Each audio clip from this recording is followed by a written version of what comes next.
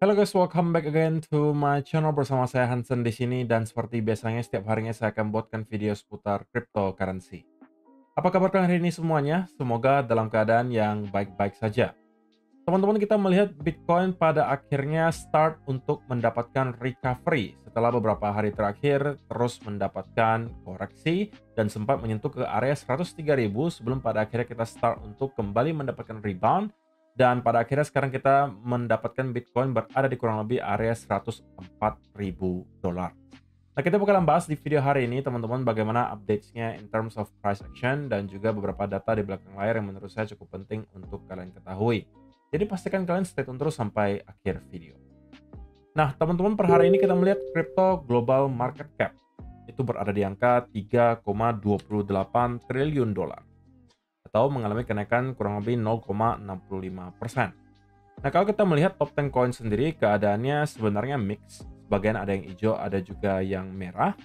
Dan yang menjadi top performer hari ini adalah Tron. Kenaikannya 1,2% ke 0,2714 dolar. So, itu adalah outlook sementara dari beberapa top coin yang ada. Sekarang kita langsung aja masuk ke beberapa data dan berita terbaru hari ini.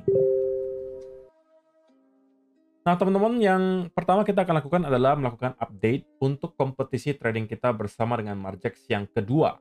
Nah, per hari ini sudah ada kurang lebih 798.000 dalam bentuk volume dan price pool-nya sudah mencapai titik 1079.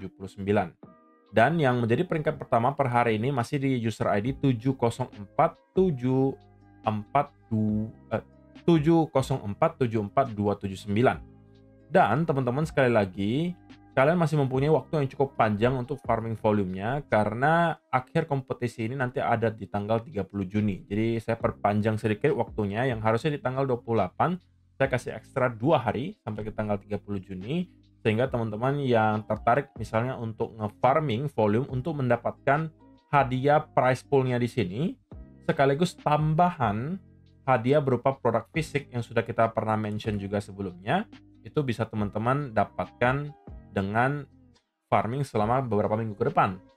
Di mana teman-teman yang hit ke trading volume sebesar 1 juta volume itu akan mendapatkan cash 1,5 juta rupiah. Sedangkan yang kalian yang hit ke 3 juta itu dapat iPad 10. Trading volumenya 5 juta itu dapat iPhone 16. Trading volumenya 10 juta itu kalian dapatnya MacBook Air M4. Dan kalau kalian berhasil hit 15 juta, kalian akan dapat Asus ROG Strix G16. Jadi ini bukan dalam bentuk undian ya teman-teman, ini akan kalian dapatkan jika kalian hit. Jadi saya tidak peduli ada berapa orang yang misalnya bisa hit ke angka 3 juta, ya semuanya akan saya kirimkan iPad 10.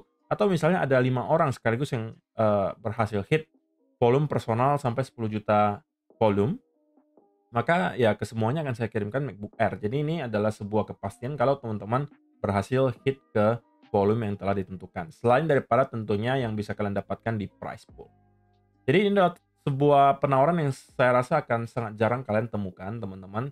Untuk kalian-kalian yang pernah ikut trading competition harusnya tahu, biasanya kalau kalian mau mendapatkan hadiah sampai MacBook Air atau iPhone 16, itu biasanya target volumenya itu bakalan tinggi banget. Rata-rata puluhan juta baru kalian mungkin bisa mendapatkan hadiah seperti ini.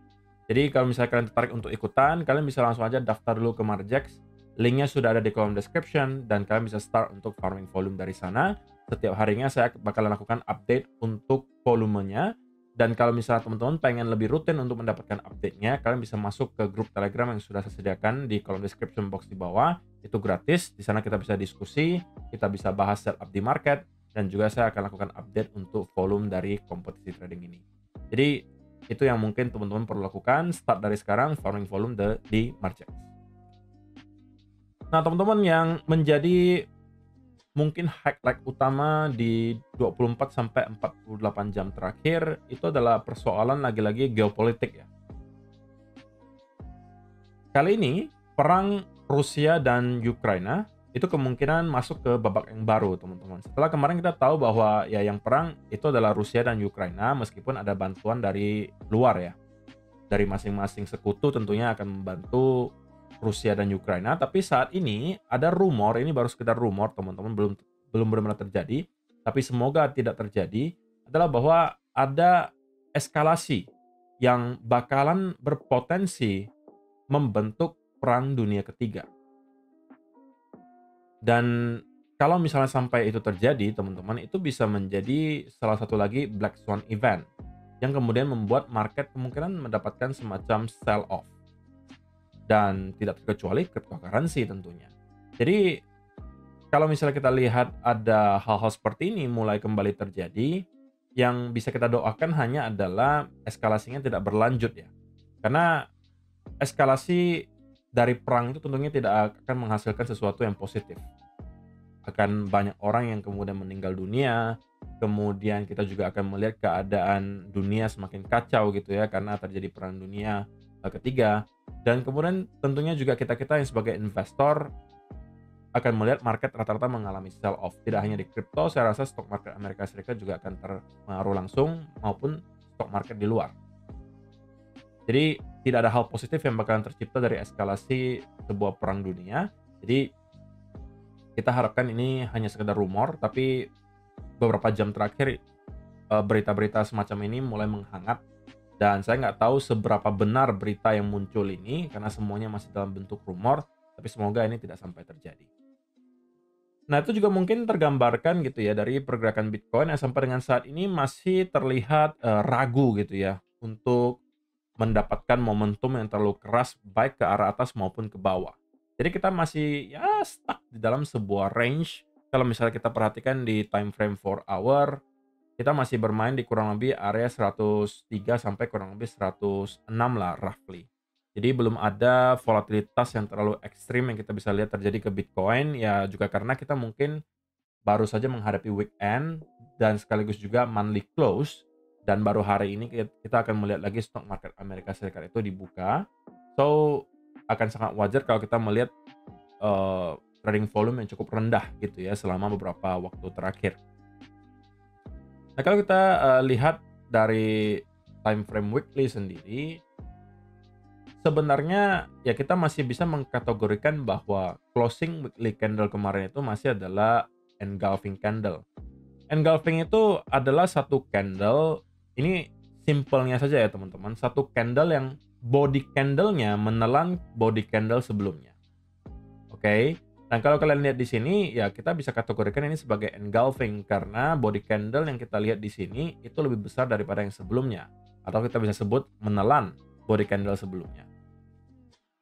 So that's not a good sign gitu ya tentunya. Tapi di sisi yang lain kita tahu bahwa closing weekly candle-nya masih dalam keadaan yang menurut saya fine gitu ya. Kita masih closing di kurang lebih area 105.500-an dan itu masih merupakan closing yang lebih tinggi daripada area all time high sebelumnya. Area all time high sebelumnya closing paling tingginya itu ada di kurang lebih area 104 teman-teman. Nah, kita berhasil recovery sampai ke kurang lebih area 105. Jadi kita mendapatkan ada satu sisi yang negatif, satu juga yang positif. Nah, tapi intinya kalau kita zoom in ke time frame yang lebih kecil, maka ini juga kita sudah bahas di video kemarin ya, bahwa Bitcoin itu berpotensi untuk membentuk semacam reversal pattern di sini, teman-teman, yaitu adalah potentially inverse head and shoulder di sini. Yang telah sebenarnya berhasil kita breakout neckline-nya di sini. Dan kita sekarang berada di tahap retest. Nah, saya rasa sampai dengan saat ini inverse head and shoulder-nya itu menurut saya masih valid, teman-teman. Dan selama area 103.600 ini tidak berhasil kita jebol, maka inverse head and shoulder tersebut menurut saya masih adalah sebuah pattern yang valid kita lihat terjadi di Bitcoin. Sehingga kalau kita berhasil melihat retest ini kemudian berubah menjadi area higher low yang baru, oke, dan kita kemudian breakout lagi ke area high baru. Ini kita kalau bicara di time frame yang kecil ya teman-teman, karena kita juga sudah melihat ada pembentukan 2 kali higher high dan juga higher low di sini, dan kita berpotensi sekarang membentuk higher low yang baru untuk kemudian mencari higher high yang baru. Dan target berikutnya itu masih sama aja dengan apa yang saya sampaikan di video kemarin, yaitu di kurang lebih area range 106.500 sampai 106.800 roughly. Itu menjadi area resistance berikutnya yang kalau sampai berhasil kita clear, tentunya itu bisa menjadi satu indikasi yang positif untuk Bitcoin dan kita bisa melihat ada pelanjutan kenaikan dari sana. Nah, tetapi teman-teman, kalau misalnya ternyata memang inverse and shoulder ini akan terinvalidasi dan kita berhasil untuk close lagi saat di 1 hour candle di bawah area ini, maka kita harus bersiap untuk melihat Bitcoin mendapatkan sell off lebih jauh. Dan kalau ini sampai tidak mampu bertahan, saya rasa kita bisa melihat Bitcoin untuk bermain kembali ke kurang lebih area 100.000 atau bahkan 98.000 dolar. Nah, kenapa area tersebut yang bisa menjadi target berikutnya? Ya karena di area tersebut terdapat banyak sekali area of liquidation, teman-teman. Jadi tumpukan likuidasi yang berada di kurang lebih 100 sampai 98 itu cukup banyak.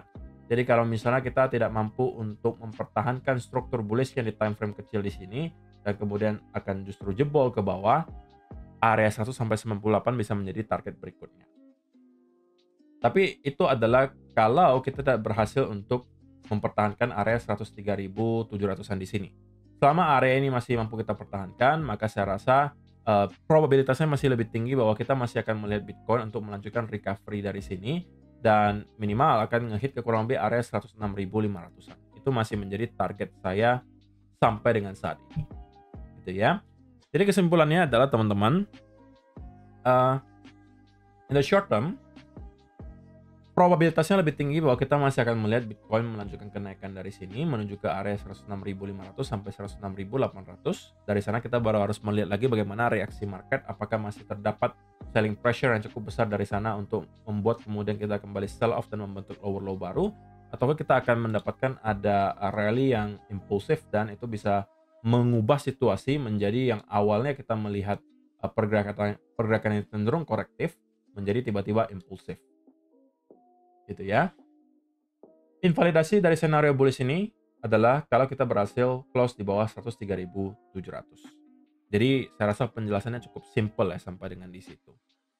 Dan ya saya rasa itu aja sih teman-teman yang perlu saya sampaikan di video hari ini. Semoga bisa bermanfaat untuk kalian semua. Jangan sampai lupa juga untuk ikutan kompetisi trading kita bersama dengan Margex yang berhadiah sampai MacBook, Asus ROG, iPad, dan juga ada beberapa hadiah produk lainnya selain daripada hadiah USDT yang juga bisa kalian dapatkan. Kalau misalkan tertarik untuk farming volume dari sekarang, kalian bisa langsung aja mendaftar ke Margex. Link pendaftarannya sudah ada di kolom description box di bawah. Kalian bisa daftar di sana dan langsung start untuk melakukan farming volume. So itu aja, see you in the next video guys. Bye bye.